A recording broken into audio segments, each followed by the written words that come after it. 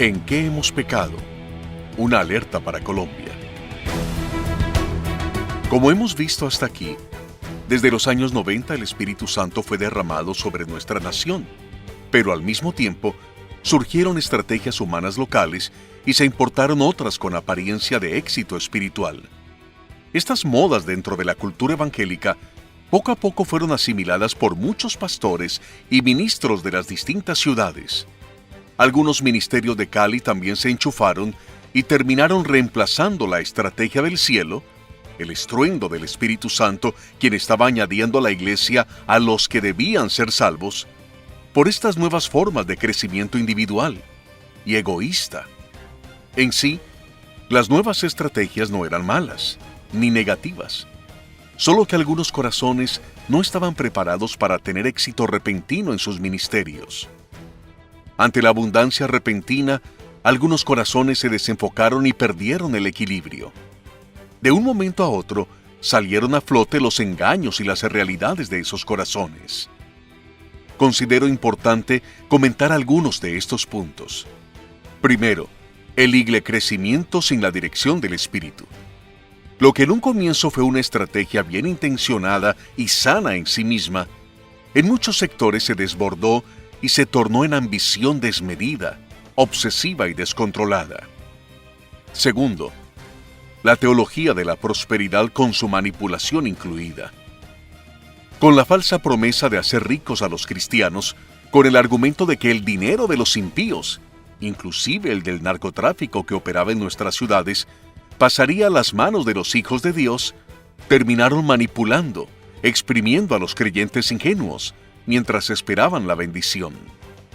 Muchas iglesias y familias fueron vulgarmente saqueadas por predicadores sin ningún tipo de escrúpulos.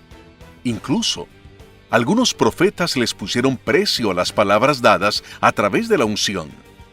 Conocí a un profeta extranjero con buena puntería y revelación, que repartía sobres para recoger ofrendas con el nombre de sus diferentes prédicas. La idea era ver cuál de los temas daba más resultado y producía más dinero. Algo vulgar en la casa de Dios. Hubo gente que ofrendó sus casas bajo la promesa de que Dios le iba a dar una más grande y costosa. Esto no solo ocurrió en Colombia, sino también en toda Latinoamérica. Vi a un equipo profético en Bogotá diciéndole a la gente ingenua que debían traerle a Dios una ofrenda que les doliera y realmente tuviera un valor significativo para sus vidas. Vi aterrorizado cómo despojaron a las mujeres humildes de sus lavadoras y sus electrodomésticos, y las motos, su herramienta de trabajo, a algunos obreros que no tenían otro medio de transporte. En algunos ministerios, el abuso y la manipulación sobrepasó todos los límites. Afortunadamente, no todos los ministerios cayeron en esto, pero fue una tendencia casi general, y aún, aunque ha mermado, lo sigue siendo. Tercero, la superfe sin límites santos. Todos sabemos que sin fe es imposible agradar a Dios, solo que nadie supo explicar dónde comenzaba este tipo de fe y dónde la codicia y la avaricia sin medida. Nadie sabía dónde estaba la línea divisoria entre la fe y la corrupción del corazón. No era muy difícil identificar que la fe, que algunos profesaban tener de parte de Dios, no era otra cosa que la codicia desmedida de la carne y del autoengaño. Cuarto, visión, misión, metas particulares. Esta fue la nueva moda evangélica, por lo menos en Cali, que sacó a los pastores del mover de unidad y del cuerpo de la ciudad para convertirlos en independientes y autónomos.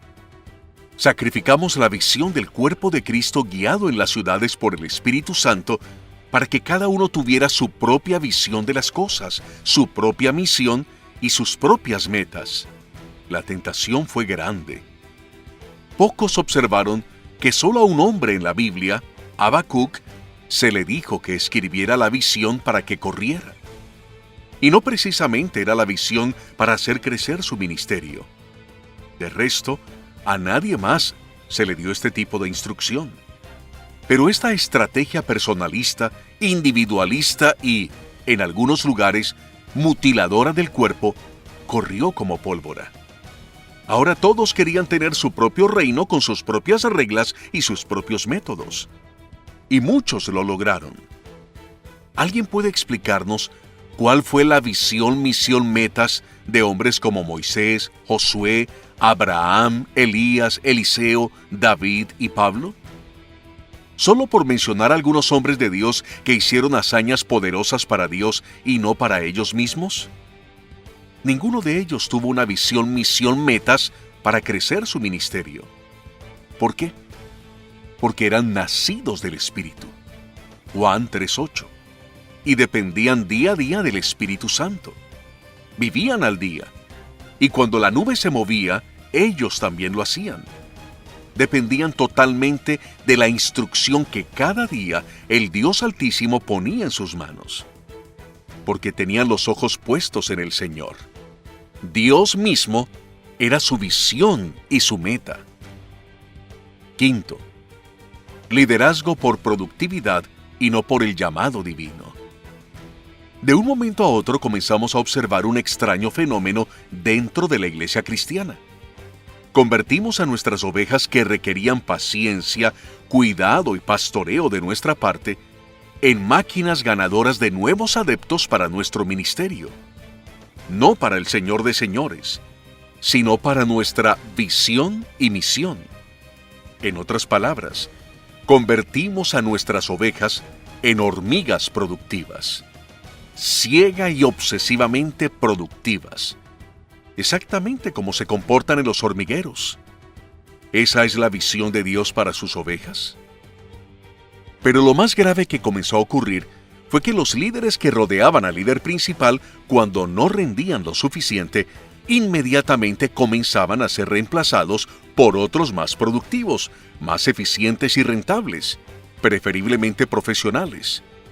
Los anteriores líderes que iniciaron esos ministerios y que habían trabajado con pasión y amor por la obra del Señor y por su amado líder ungido, de un momento a otro se vieron rebajados en su rango, ignorados y desechados por sus propios pastores que requerían gente más efectiva. Hoy en las calles podemos encontrar gente, y no poca, que en sus comienzos pertenecieron a algunas de esas iglesias hormiguero y fueron descalificados sin misericordia y sin compasión, tan solo por el afán de crecer, crecer y crecer. Muchas ovejas heridas, perniquebradas, frustradas y amargadas recorren hoy las calles de grandes ciudades, lamentando haber trabajado varios años de sus vidas en grandes y poderosos ministerios. Pero lo más triste, he encontrado a varios en las mismas circunstancias. No quieren volver a ser cristianos. No quieren congregarse y no quieren volver a confiar en ningún otro pastor. Prefieren las aguas tibias del mundo, donde no se sienten usados en nombre de Dios. ¿Quién va a recoger estos hermanos heridos y perniquebrados? ¿Quién va a sanar sus corazones? ¿Quién los volverá al rebaño del Señor antes de que sea demasiado tarde? Sexto, y las iglesias pequeñas codiciaron a las grandes. Entonces vimos a cientos de pastores de iglesias pequeñas yendo de congreso en congreso para recibir la unción y la fórmula que también los hiciera crecer vertiginosamente. La misma codicia, avaricia y deseo de ser grandes sin medida contagió el corazón de muchos buenos hombres de Dios. Gran parte de ellos terminaron en frustración y desánimo al no ver tantas promesas cumplidas. Sus números no aumentaron tanto como se les había prometido. Séptimo, la arrogancia y la prepotencia de la primera ola apostólica. También vimos surgir entre nosotros la primera ola apostólica, el renacer de los 5 ministerios. Una verdad bíblica consignada en el libro de Efesios, pero manipulada por algunos que se autoproclamaron apóstoles y sin ningún tipo de reconocimiento del cuerpo de sus ciudades donde realmente los conocían.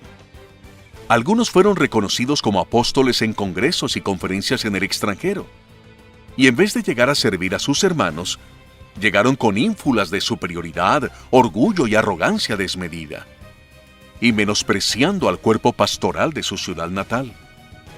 Afortunadamente, Dios está levantando una segunda ola apostólica más genuina y más humilde.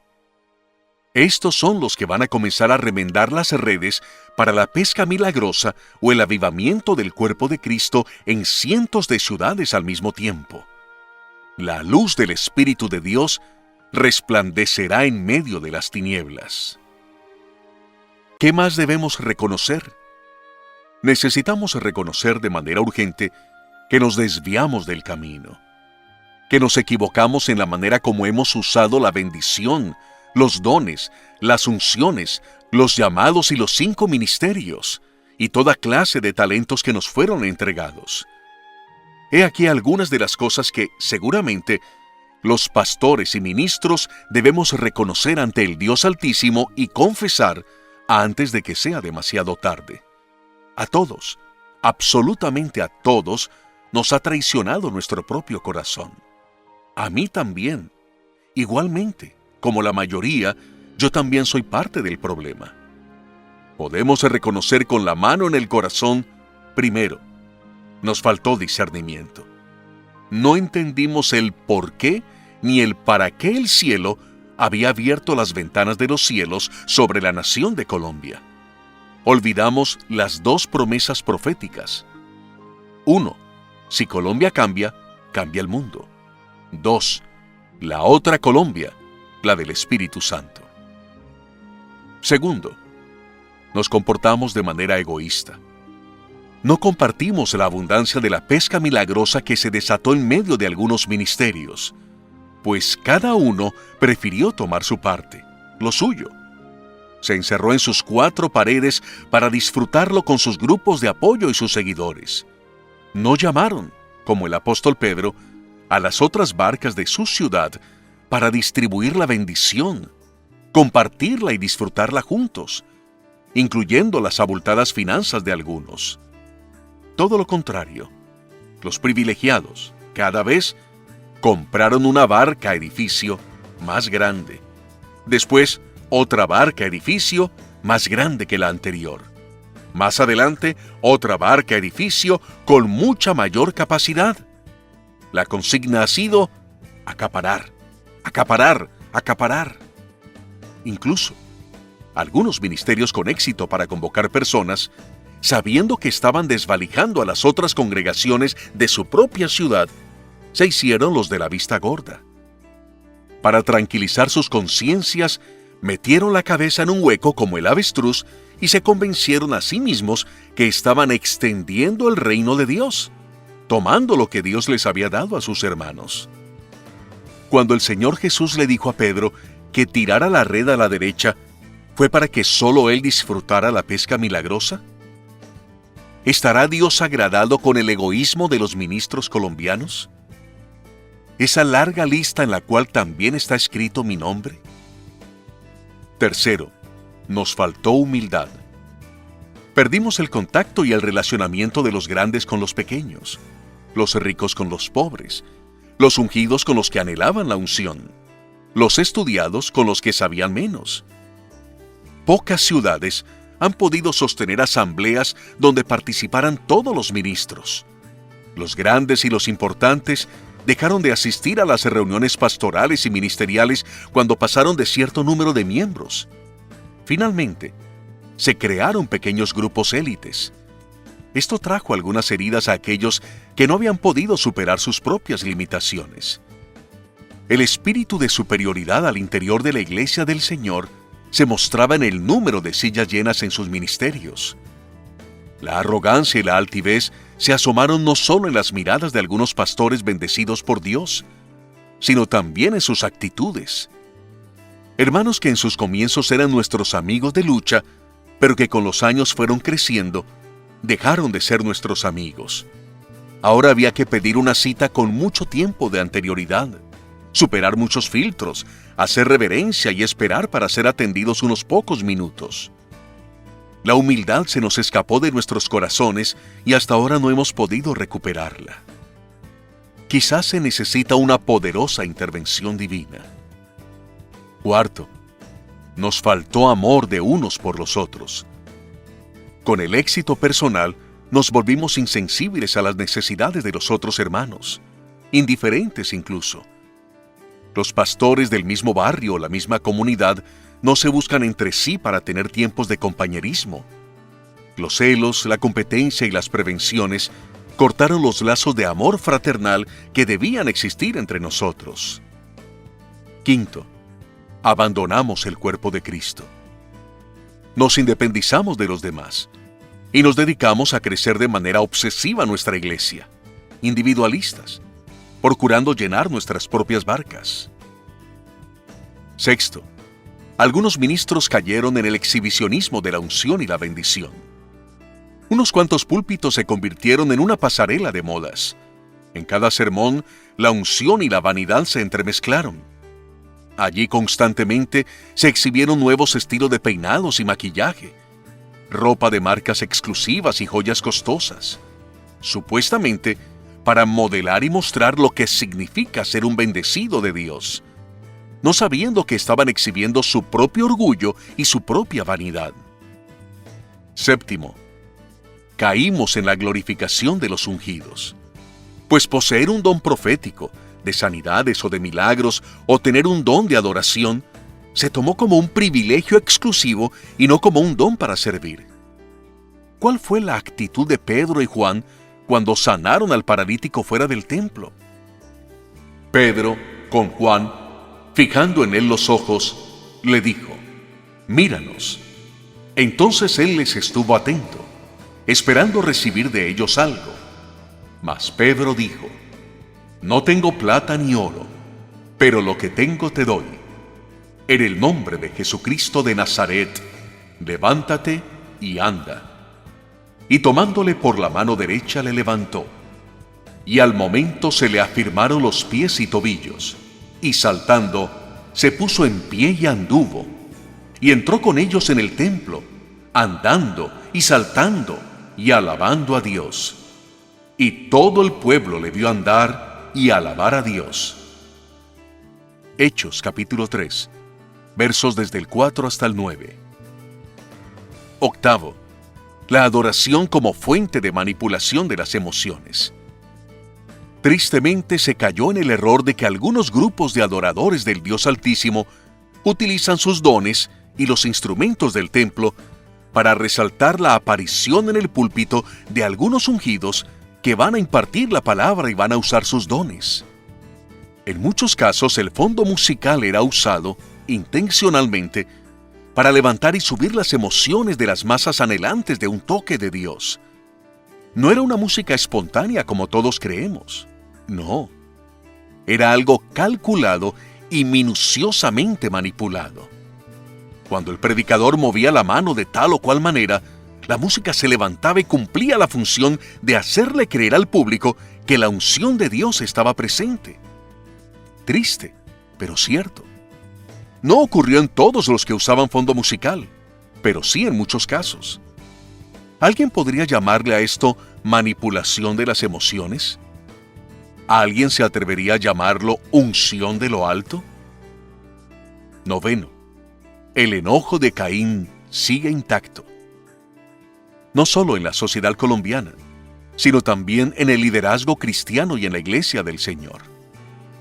Pocos saben cómo opera esa herencia de nuestros primeros padres en nuestros corazones y en el cuerpo de Cristo.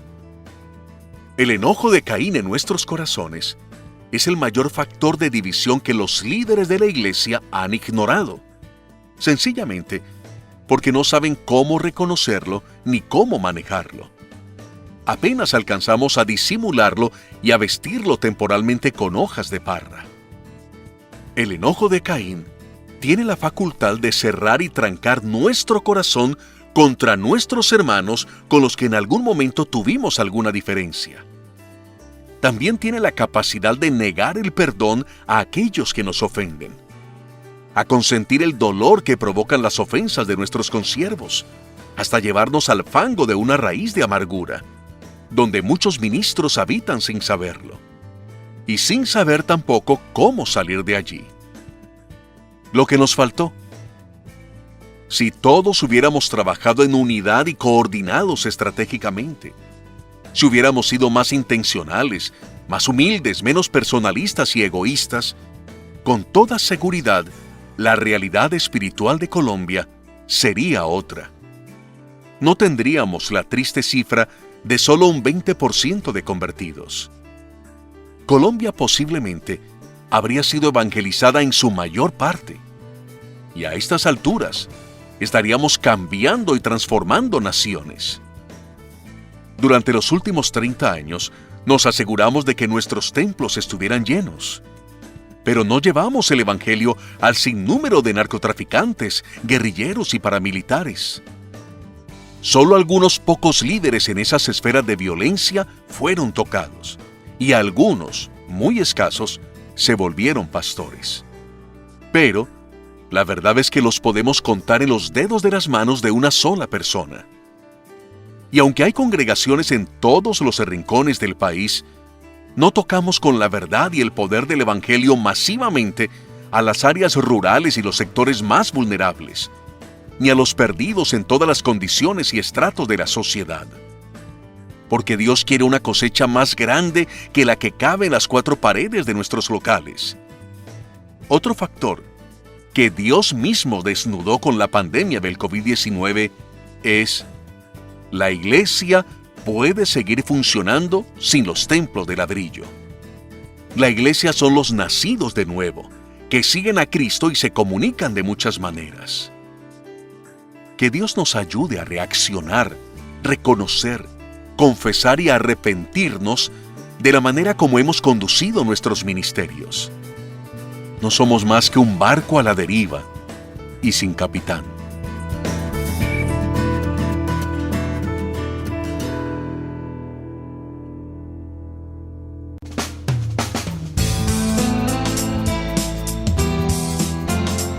El profeta Ageo. Un regaño para los líderes ayer y también hoy.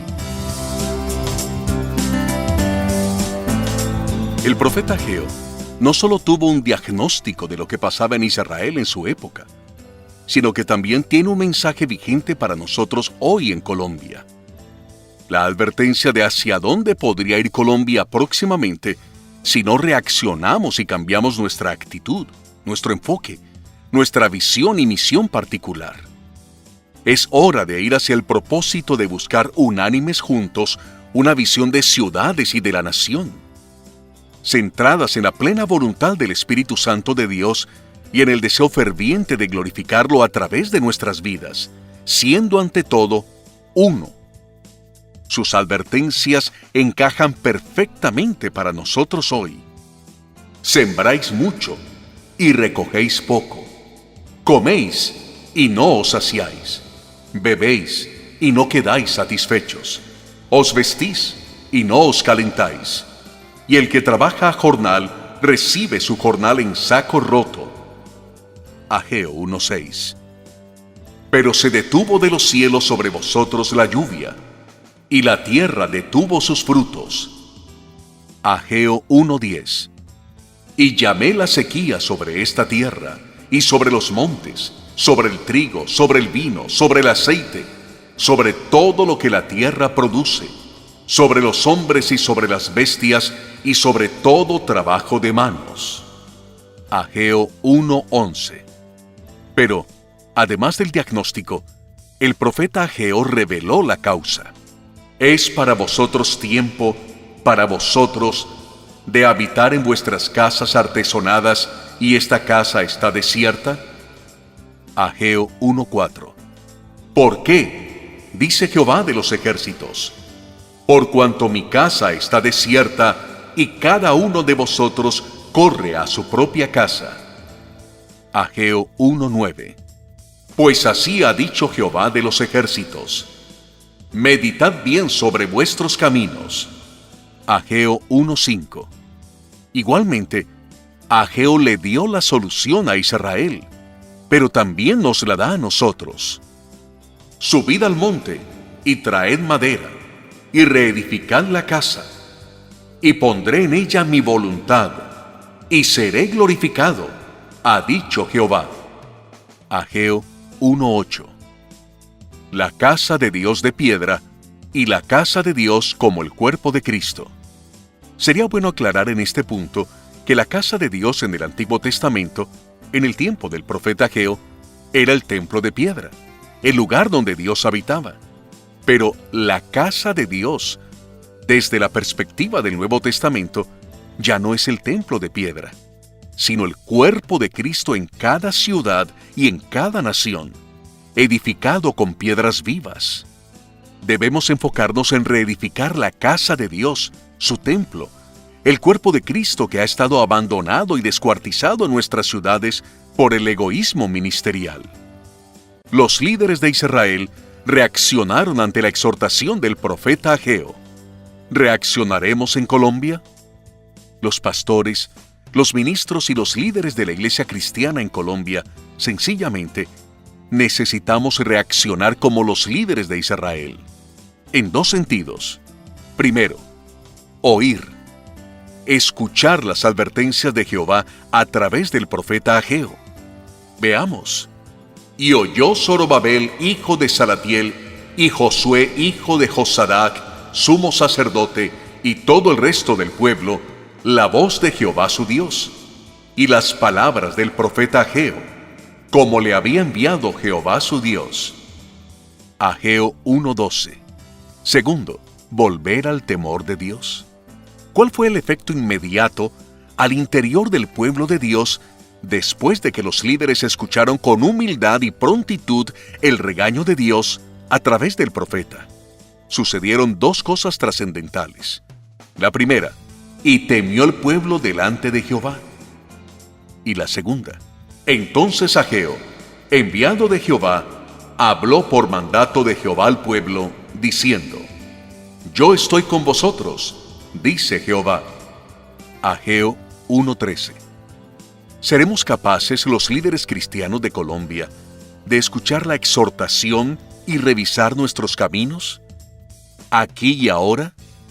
Si es así, entonces también nosotros recibiremos el regalo que Dios le dio a la nación de Israel cuando su liderazgo se humilló, estuvo receptivo y decidió obedecer. No solo nos dice que estará con nosotros, sino que va mucho más allá. Y despertó Jehová el espíritu de Zorobabel, hijo de Salatiel, gobernador de Judá, y el espíritu de Josué, hijo de Josadac, sumo sacerdote, y el espíritu de todo el resto del pueblo. Ageo 1:14. Si los líderes oyen y obedecen, el pueblo oirá y obedecerá. Primero, el cielo despertó el espíritu de los líderes que oyeron, revisaron sus caminos, temieron y obedecieron. Después, Dios mismo despertó el espíritu del pueblo. También el espíritu de los líderes de la iglesia en Colombia y el espíritu de todos los colombianos puede ser despertado, en un abrir y cerrar de ojos. ¿Hay alguien por ahí? ¿Alguien cree que esto puede ser posible? Yo lo creo. ¿Alguien más se suma a esta causa de reconocimiento y arrepentimiento? Pero, antes que nada, debemos preguntarnos, ¿para qué querría Dios despertar nuestro espíritu en este nuevo tiempo? Veamos cuál es el objetivo, porque no podemos equivocarnos nuevamente. Y vinieron y trabajaron en la casa de Jehová de los ejércitos, su Dios. Ageo 1:14.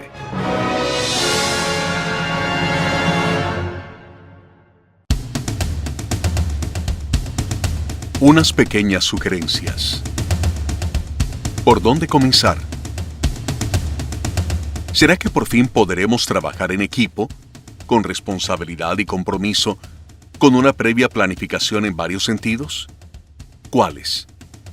Primero, trabajar en consenso con el liderazgo en cada ciudad, hasta que podamos decir: le pareció bien al Espíritu Santo y a nosotros, y evangelizar con la conciencia de que la pesca milagrosa nos es dada no para acaparar, sino para compartir con las otras barcas, las otras congregaciones, en humildad y en amor fraternal, compartiendo con nuestros hermanos como dijeron Pedro y Juan: de lo que tengo, te doy. Segundo, rediscipular a la iglesia. no en nuestra visión y misión, sino en lo que nos manda la palabra. Primero, para glorificar al Señor. Segundo, para conocer el amor del Padre. Tercero, disfrutar la gracia del Hijo. Cuarto, tener comunión con el Espíritu Santo. Quinto, caminar como el cuerpo del Señor, unánimes juntos. Tercero, sanar los corazones heridos de los pastores y ministros en cada ciudad, para arrancar el enojo de Caín de sus corazones, restablecer las relaciones, restablecer la oración unida y unánime de los líderes de la ciudad y no solo dejarle la carga a los intercesores y al pueblo. Algunos pequeños movimientos de corazón entre los líderes más importantes y representativos podrían acercarnos, romper las barreras y sanar las heridas para comenzar a mirar unánimes juntos las tareas y los retos que tenemos hacia adelante. Creo firmemente que si cada pastor, ministro o líder de la iglesia, a conciencia y con responsabilidad, persiste cada semana en romper las barreras y busca a 1, 2, 5, 10 o 12 pastores de su zona, y luego en equipo juntan a los de su barrio, después a los de su ciudad, para ponerse en paz, confesar sus enojos y sus ofensas, sus críticas y su orgullo, sus murmuraciones y sus acusaciones, incluso las mentales, entonces habrá comenzado el proceso para ser uno. Pronto veremos al Espíritu Santo asistiendo y ayudando a todos aquellos que decidan sanar el pasado, reconocerse como hermanos a pesar de las diferencias, honrarse mutuamente, compartir sus bendiciones, orar y clamar misericordia, unánimes juntos. Lo más seguro es que cuando esto comience a suceder, podremos escuchar lo que los líderes de Israel escucharon de parte del Señor. Pues ahora, Zorobabel, esfuérzate, dice Jehová, esfuérzate también, Josué hijo de Josadac, sumo sacerdote, y cobrad ánimo, pueblo todo de la tierra, dice Jehová, y trabajad, porque yo estoy con vosotros, dice Jehová de los ejércitos. Ageo 2:4. Mi espíritu estará en medio de vosotros. No temáis, mía es la plata, y mío es el oro, dice Jehová de los ejércitos. La gloria postrera de esta casa será mayor que la primera, ha dicho Jehová de los ejércitos. Y daré paz en este lugar, dice Jehová de los ejércitos. Ageo 2:8 y 9.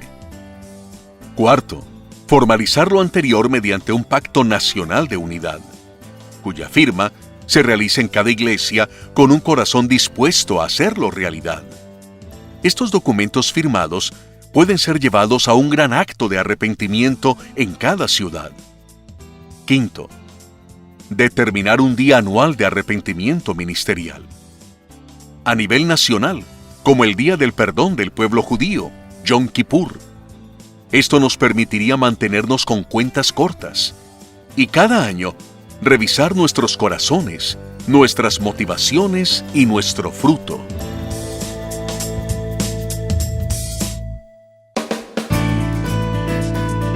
Pacto de unidad. Una propuesta en borrador. Los pastores, ministros y líderes cristianos evangélicos de nuestra nación, que hemos estado al frente de la obra durante las 3 últimas décadas, 1990 al 2021, decidimos pedir perdón a los niños, a los jóvenes y a la iglesia en general, porque no hemos mostrado un modelo bíblico de servicio cristiano. Asimismo, pedimos perdón a las nuevas generaciones de pastores, ministros y siervos en general, y a nuestros hijos y a nuestros descendientes. Nosotros, nuestra generación, hemos fallado al Padre, a Cristo, hemos contristado al Espíritu Santo, le hemos fallado al cuerpo de Cristo, a la novia del Cordero. Algunos hemos envejecido y ya no tenemos el dominio de nuestro carácter como alguna vez pudimos hacerlo. Esto nos ha impedido trabajar en perdón, unidad y unanimidad para compartir como hermanos la pesca milagrosa que el Señor puso en nuestras manos. No hemos tenido sabiduría. Nos volvimos egoístas, orgullosos, codiciosos, vanidosos, exhibicionistas de la bendición, competitivos y extremadamente egocéntricos. De manera humilde, con mucho respeto y honra, hacemos entrega a las nuevas generaciones de ministros, siervos y obreros del Señor, la posta y la tarea de seguir adelante extendiendo el Evangelio y el reino de Dios en nuestra nación. Y con todo nuestro corazón les pedimos, por favor, no cometan nuestros mismos errores. Velen, no por sus ministerios ni sus casas artesonadas, como lo afirma el profeta Ageo, sino por la manifestación del Espíritu Santo a través del cuerpo de Cristo en cada ciudad, barrio, vereda o rincón donde haya 2 o 3 reunidos en el nombre del Señor. Nosotros los pastores, ministros y líderes, como el sacerdote Elí, perdimos el discernimiento. Como el manso Moisés, terminamos guardando enojo en nuestros corazones. Como el victorioso Elías, nos volvimos temerosos y nos deprimimos. Como el humilde y acomplejado Saúl, nos volvimos tercos, obsesivos y vengativos. Perdón, perdón, perdón. Les pedimos perdón. Firma del ministerio o del ministro. Entonces, algo poderoso estará comenzando en medio del pueblo de Dios. Que el Altísimo nos ayude en esta hora. Que abra nuestros ojos, destape nuestros oídos y nos dé el sentido de urgencia que necesitamos antes de que sea demasiado tarde. De seguro, esta será la mejor manera de entregar nuestra posta a una nueva generación, para que ellos salven el 80% que todavía no cree que el Señor Jesucristo fue enviado por el Padre. ¡Ay de ti, Corazín! ¡Ay de ti, Betsaida! Porque si en Tiro y en Sidón se hubieran hecho los milagros que han sido hechos en vosotras, tiempo ha que se hubieran arrepentido en cilicio y en ceniza. Por tanto, os digo que en el día del juicio será más tolerable el castigo para Tiro y para Sidón que para vosotras. Y tú, Capernaum, que eres levantada hasta el cielo, hasta el Hades serás abatida. Porque si en Sodoma se hubieran hecho los milagros que han sido hechos en ti, habría permanecido hasta el día de hoy. Por tanto, os digo que en el día del juicio será más tolerable el castigo para la tierra de Sodoma que para ti. Mateo capítulo 11, versículos desde el 21 hasta el 24.